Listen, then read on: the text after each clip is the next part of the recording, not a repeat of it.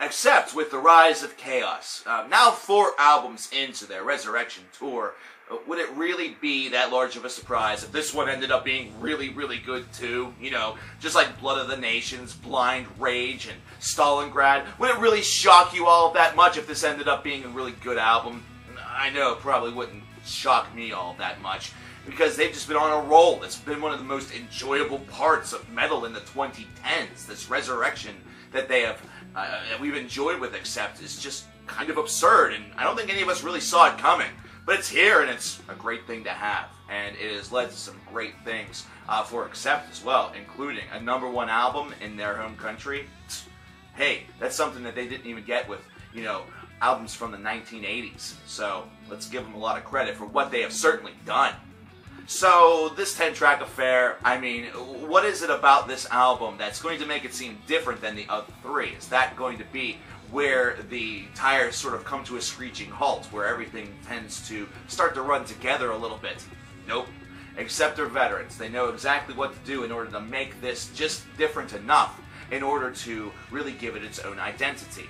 So the Rise of Chaos, as opposed to the previous 3, which depended on a hell of a lot of groove, really the power of the solo, long songs at times, and the like, instead decided to take things a little bit old school, to really channel in some of that new wave of heavy metal spirit, that 1980s heavy metal spirit on this album. In fact, it's something that's a little bit more prominent on The Rise of Chaos as opposed to what you heard on the previous 3 discs, which almost sounded at times like they were trying to border on a little bit of thrash metal, or at least a little bit of moderate metal.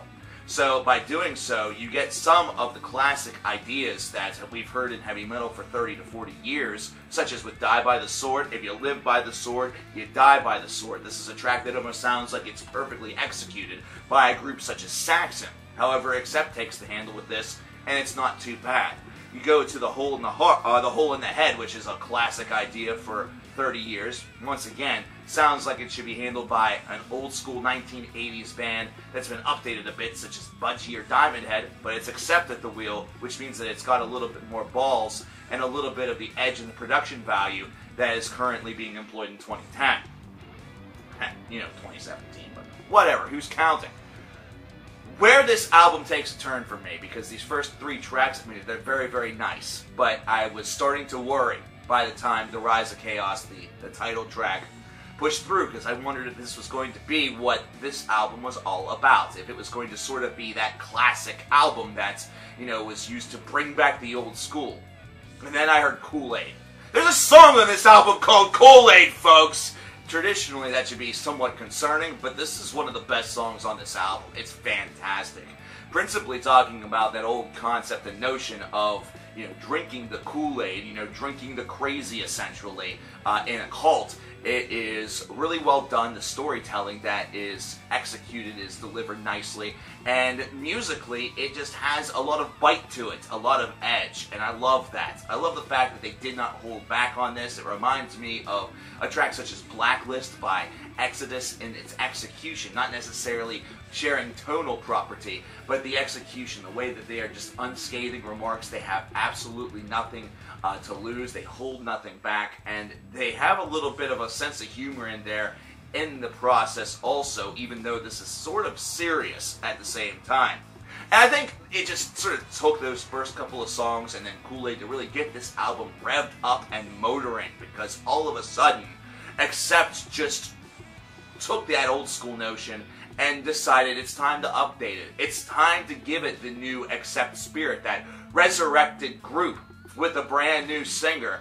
It's time to give it that extra something that has made Accept so very successful over this decade and over these last couple of albums, because you get into songs such as No Regrets or Analog Man, and all of a sudden you're seeing how eras are colliding, especially with Analog Man. You're seeing how a track that is very simple and has that simple notion of, we're getting older, this is where I used to come from and what I will always be, even though I'm in the world of MP3. And it's one that's handled with a lot of jaw-dropping grace. It has a lot of that notion. The bass and the percussion overall is the driving force, but the guitar, once again, showcases its prominence also on some of these songs. And that is where I think there is a bit of a generational gap, and definitely you have to understand that Accept came from a place where the guitar solo or the musical solo, whether it be from a guitar, a bass, drum, whatever, was a huge part of shows. It was a critical component of a lot of different songs and hits and things like that. It's not this era now where a guitarist sometimes feels a little bit neutered and does something very basic and simple, and it's praised as a great solo, when in reality there wasn't much that was actually accomplished. I'm looking at you, some modern metal artists. I'm looking at you, some modern rock artists. I'm looking at you, metalcore. But that just gets the ball rolling even further. Now it's picking up moss. It's picking up other rock, Styx, garbage, and it's getting down into what's done is done and worlds colliding. This is the album that honestly sounds like Accept is very, they're not accepting of how things are in 2017. This is Accept telling you how it used to be and telling you how it could be great again, but doing it in a style of basically warning you that the end is here and destruction is slowly beginning. And these tracks, while having a little bit of that nostalgic feel to them, especially with the message that is being described, also has a certain element of warning that is attached. And musically, that warning is really harbored on by great great harmony that is offset by brilliant guitar solos if necessary. And then the driving force is just how great that percussion is in the background, kind of pounding in your head, sort of being the yellow brick road in front of you that's guiding you to the Wicked Witch, or I guess in this case the Wizard of Oz, or in this case the Wizard of Rift. The Wicked Witch. Well, the Wicked Witch is going to be there somewhere. It's probably going to be your wife saying, hey, go out to the fucking shed and do something else but listening to that damn music. I want to listen to Kenny Chesney. Way to marry smart, you moron.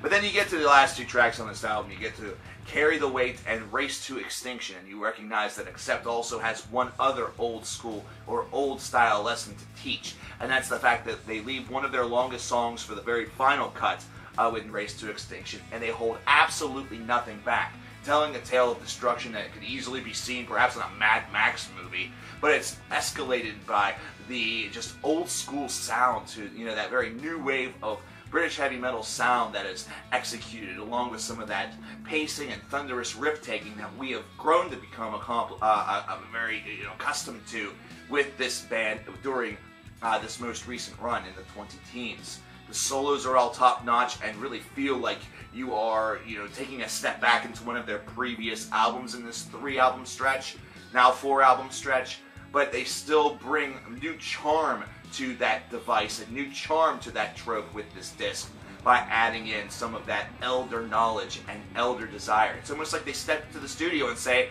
let's show these guys how we did it back in the day, only let's blend it with what we're doing today to show just how close the two really are and why there should be no actual difference. It should be loved and embraced by every waking, breathing metal fan. And that's what they accomplished. In short, that is what the Rise of Chaos aimed to accomplish, and by the end of the day, did accomplish. Is this as sterling of a representation of their resurrection as the other 3 albums are? No, it really isn't. This is probably the weakest of the 4. But that doesn't mean that it's not damn good. It still has a lot of positive quality. It gets off to a little bit of a slow start, and at times, its age will show itself. But by the time the song is over, it has done something that's kind of moved you a little bit closer to the other side of the coin, believing what these guys are not only all about, but what they are offering to you right now.